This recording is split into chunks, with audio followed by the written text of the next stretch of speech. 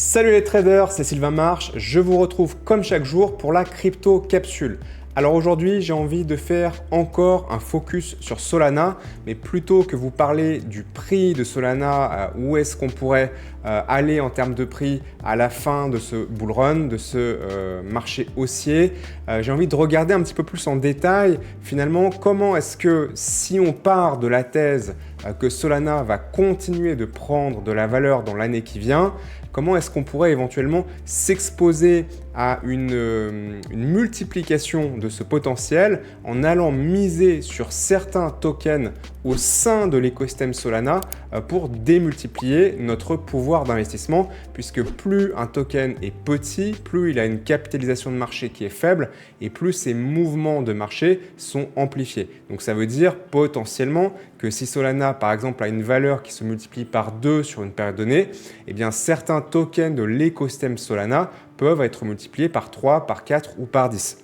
Donc évidemment, ce n'est pas une certitude, ce n'est jamais garanti, mais s'exposer avoir une partie de son portefeuille pour exposer sur ce qu'on appelle du bêta, d'accord, donc un effet multiplicatif en étant au sein du même secteur ou du même actif en l'occurrence, du même écosystème, eh bien ça peut être intéressant. Donc on pourrait parler de plein de types de tokens et ça pourrait durer des heures. Aujourd'hui, le focus que j'ai envie de faire, ça va être sur les DEX, donc sur les exchanges décentralisés qui traitent sur la blockchain Solana, qui traitent des transactions sur la blockchain Solana, donc qui permettent aux traders et aux investisseurs d'échanger des tokens qui sont sur la blockchain Solana. Donc c'est particulièrement intéressant de miser sur les tokens de ces DEX, donc de miser sur la valeur de ces DEX, puisque si on part du principe que cette blockchain va continuer de gagner en valeur, eh bien ça veut dire qu'il va y avoir de plus en plus de transactions dessus. Et s'il y a de plus en plus de transactions dessus, eh bien ces DEX-là vont réaliser ces transactions et vont capter une partie de cette valorisation. Donc maintenant qu'on a isolé ça, quel pourrait être le ou les DEX qui ont un token sur Solana qui pourraient être les plus intéressants sur lesquels miser.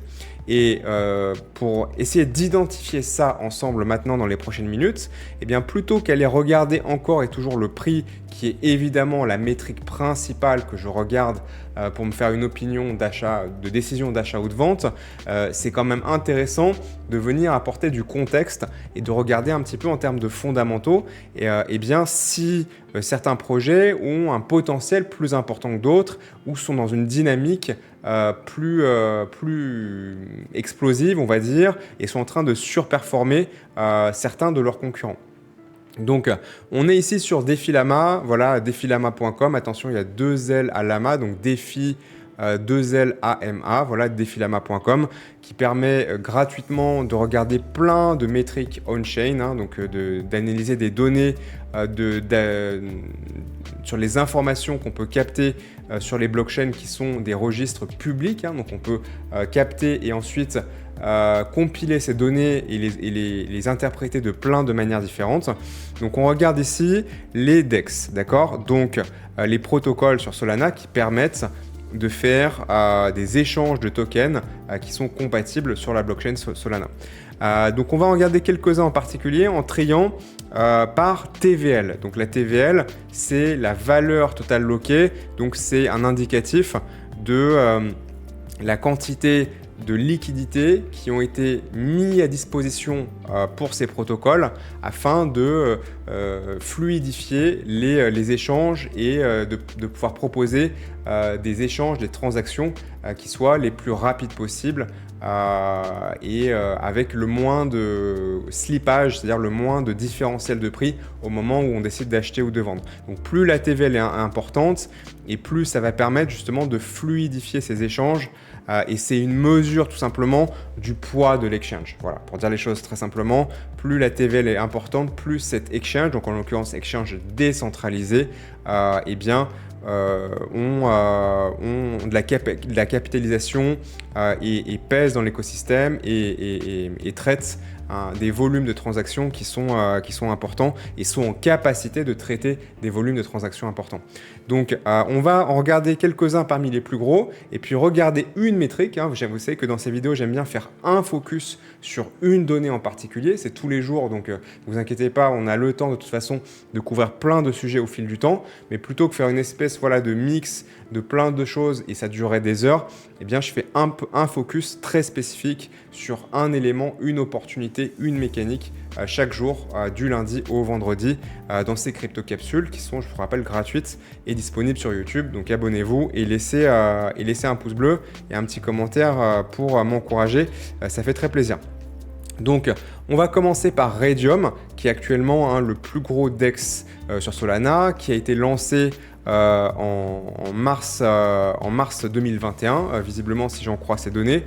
Donc, il fait vraiment partie de la première génération de DEX Solana. Et c'est intéressant de regarder une donnée, de faire une analyse sur un angle aujourd'hui, qui est celui justement de cette fameuse TVL, donc valeur totale verrouillée, d'accord, et comment elle a évolué dans le temps. Donc, on a eu une première phase où elle a énormément monté, forcément, dans le bull run de 2021, puis ça s'est effondré parce que c'était évidemment, on était évidemment en bear market, mais également aussi parce que Solana, dans ce bear market, a vraiment pris cher. Et donc, du coup, il y a eu vraiment un effondrement de l'écosystème Solana. Et puis, on a trouvé un plancher, et puis ça repart, et ça repart vraiment très bien actuellement. Ce qui est intéressant de noter, c'est qu'on n'a pas encore battu le plus haut historique en termes de TVL sur Raydium, qui avait été atteint à un petit peu plus de 2 milliards, 2,1, 2,2 milliards. J'arrive pas exactement à mettre le curseur exactement sur le point le plus haut. Après, voilà, 2,2 milliards, 15 novembre 2021. Nous sommes actuellement à 1,8. On voit la tendance ici. On n'est pas du tout actuellement dans une tendance qui a l'air de vouloir s'arrêter. Et tout porte à croire que si les choses continuent comme ça, eh bien, on va dépasser le plus haut historique en termes de TVL sur Raydium. Donc, un très joli comeback sur Raydium. C'est un protocole qui est très facile à utiliser. C'est très facile de transactionner dessus. Ça marche bien, c'est rapide, c'est liquide. Moi, c'est un de mes projets favoris sur Solana et c'est un des tokens parce qu'ils ont leur propre token sur lequel je suis le plus exposé dans mon portefeuille personnel. Donc voilà, très beau comeback, très belle tendance. J'aime beaucoup.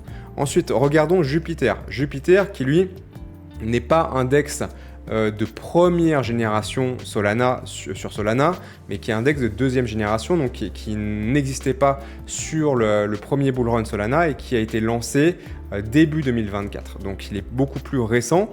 Il a aussi une TVL très importante à 1,5 milliard, donc qui est inférieure à celle de Raydium, mais de pas tant que ça, d'accord ? Et on voit bien que depuis son inception, eh bien, ça ne fait que monter. Donc on est également aussi sur une très belle dynamique sur Jupiter. Ensuite, regardons Marinade. Donc Marinade, première génération. On est actuellement à 1,4 milliard, donc encore un petit peu moins, légèrement moins que Jupiter. Là, c'est un petit peu moins encourageant. Si on regarde la TVL, puisqu'on a eu évidemment une première montée, puis un écrasement, donc ça c'est normal, puis il s'est bien repris, il a atteint plus ou moins son précédent plus haut historique en termes de TVL, et depuis il est en baisse. Donc on n'est pas tout à fait sur la même dynamique si on le compare à Raydium, qui était lui aussi un DEX de première génération sur Solana, donc pour moi c'est un petit peu moins encourageant. Ensuite, nous avons Meteora. Donc Meteora, également première génération, qui est beaucoup plus modeste, qui a seulement 350 millions à peu près de TVL, mais qui a par contre rebattu son plus haut historique et qui est actuellement en forte accélération. Donc ça, c'est intéressant. C'est intéressant parce qu'il est dans une belle dynamique et potentiellement, il est beaucoup moins haut que les gros concurrents. Donc il peut, entre guillemets, il a un potentiel de rattrapage qui peut être important. Et enfin, on a Orca. Alors Orca, voilà, moi c'est celui que j'aime le moins. Très clairement. Première génération également, explosion, crash, c'est normal. Et puis depuis, bah, ça redécolle pas vraiment, quoi. Alors ça remonte forcément un petit peu, c'est normal. Mais vraiment la tendance est pas très bonne actuellement en termes de TVL. Donc c'est une métrique parmi plein d'autres, évidemment. J'entends déjà venir les Jean-Michel on-chain. Ah ouais, mais pourquoi t'as pas parlé de ci, de truc, de bidule, de machin, etc. Évidemment qu'on pourra regarder plein d'autres types de données. Aujourd'hui, je voulais faire un focus sur cette donnée en particulier. Ça ne veut pas dire que uniquement avec cette information, on peut choisir les yeux fermés sur quel type de DEX miser pour accompagner la montée de la valorisation de Solana et de l'écosystème Solana. Mais c'est quand même une information que je trouve utile, intéressante pour se forger une première impression. Voilà. Moi, à titre personnel, parce que j'imagine que vous allez poser la question, j'ai déjà un petit peu répondu. Dans l'état actuel des choses, je suis déjà en position sur Raydium, qui est à la fois leader et en plus dans une très bonne dynamique. Hein. Donc généralement, les leaders, ils ont tendance à rester leaders. Hein. Est-ce qu'ils ont atteint une masse critique ?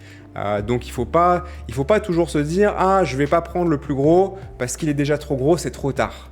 Il faut faire attention à ce raisonnement parce que parfois, ils sont tellement gros que du coup, ils sont forts et ils ont une position de leader qui est pas toujours facilement contestable. Et parfois, les plus gros, ils continuent de monter parce que justement, ils ont atteint une masse critique qui leur permet d'être plus résilients, d'avoir plus de ressources pour se développer plus vite.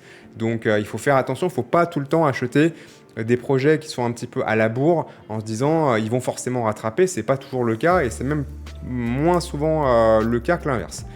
Donc c'est pour ça que malgré tout, moi, mon choix principal, en dehors évidemment de détenir du Solana, en ce qui concerne les DEX, c'est Raydium.